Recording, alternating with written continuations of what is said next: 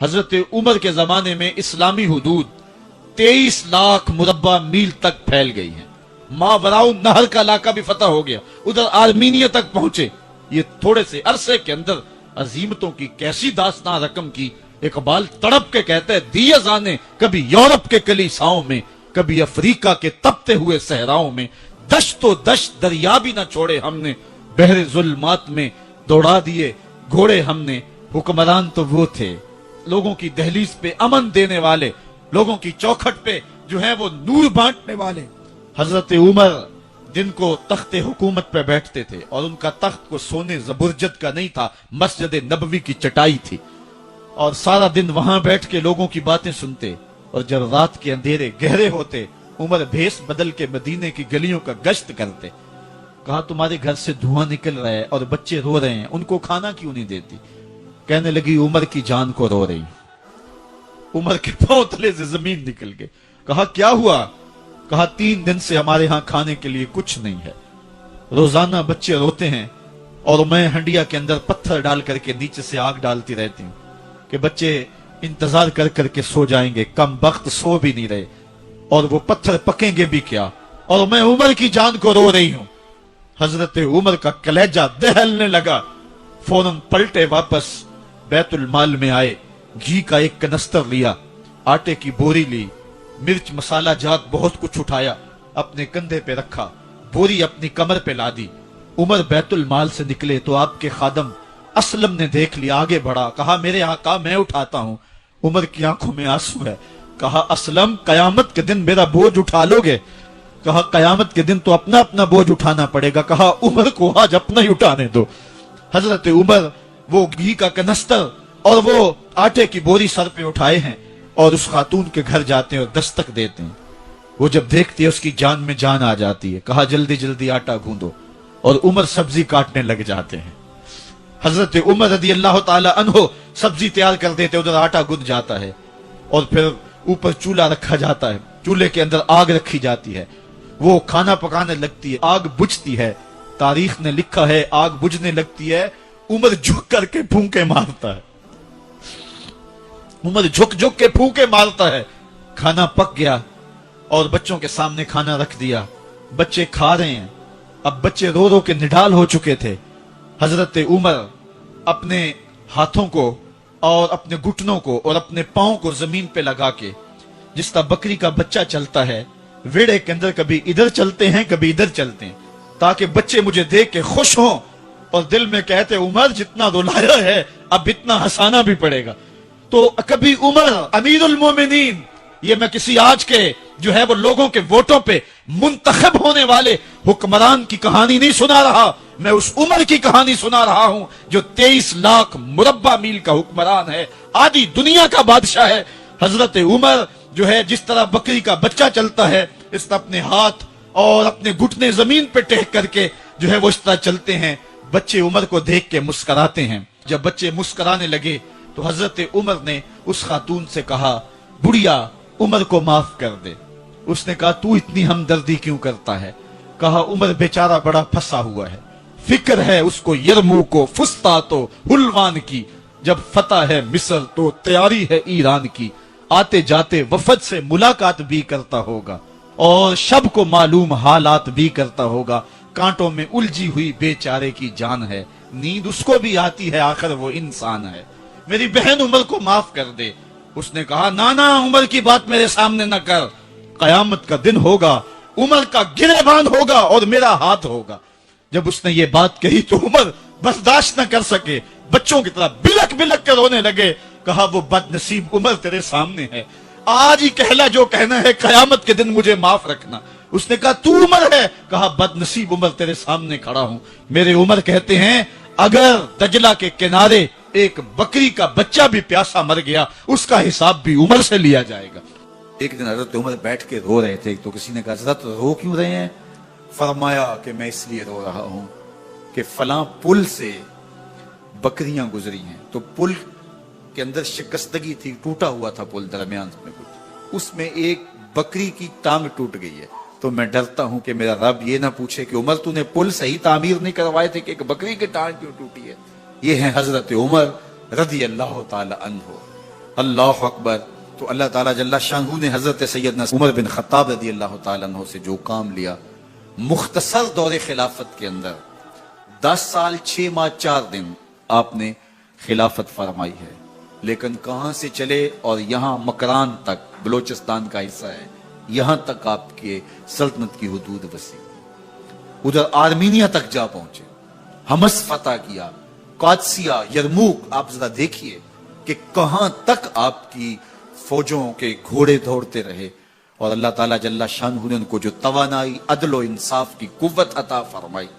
اللہ اکبر. جب زمین پہ عدل کیا ہو تو زمین بھی حکم مانتی ہے، اور حضرت عمر وہ تھے جن کا حکم ہوائیں بھی مانتی تھی، زمین بھی مانتی تھی، جن کا حکم جو ہے وہ آگ بھی تسلیم کرتی تھی اور دریا بھی ان کا حکم مانا کرتے تھے.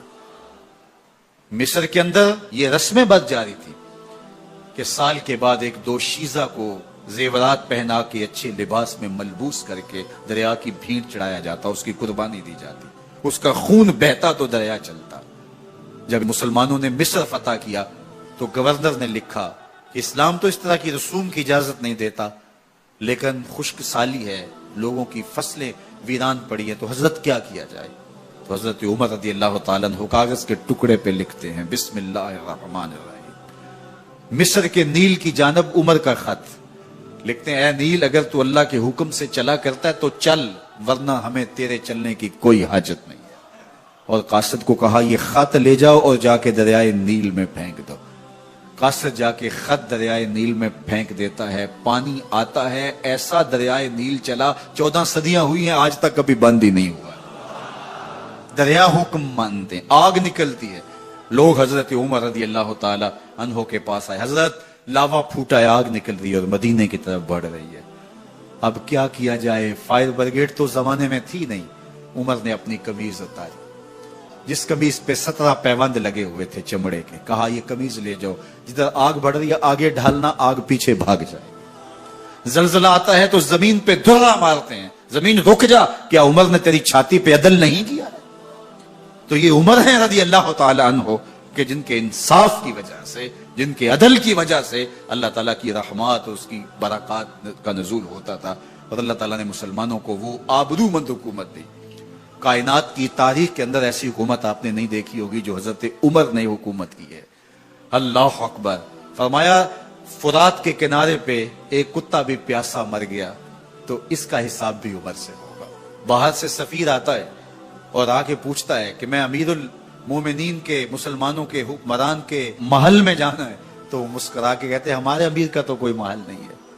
کہا کہاں ہے تمہارا امیر؟ کہا مسجد نبوی میں ہوگا یا بیت المال کی اونٹوں کی دیکھ بھال میں لگا ہوگا.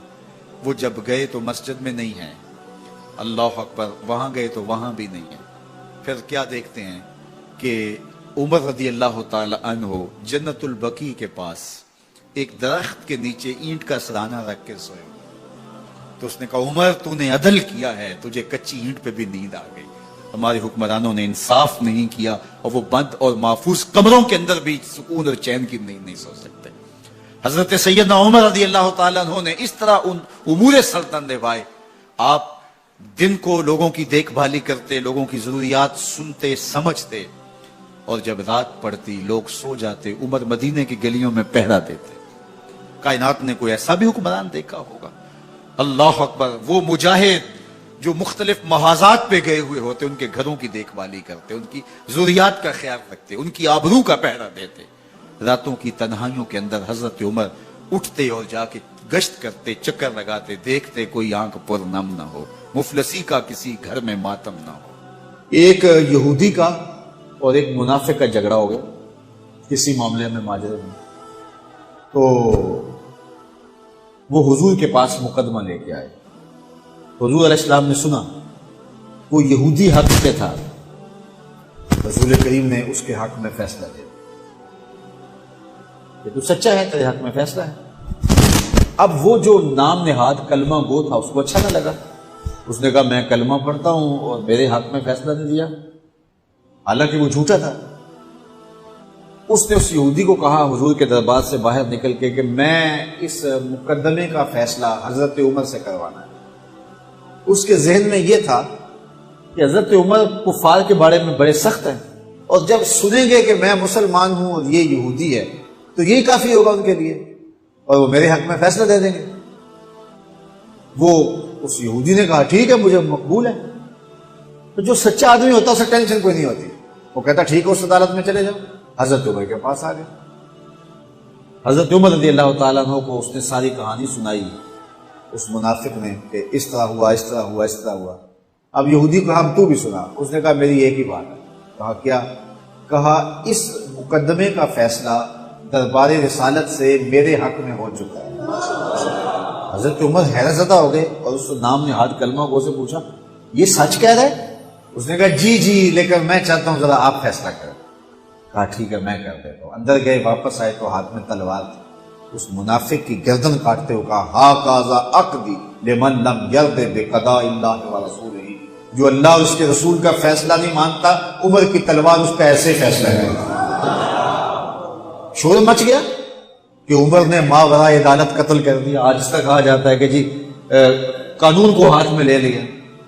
تو عمر نے قتل کر دیا، باقاعدہ اس کے رشتہ دار اعزاء و اقربا وہ حضور کی خدمت میں احتجاجی جلوس لے کر آئے کہ عمر نے ایک مومن کو قتل کر دیا۔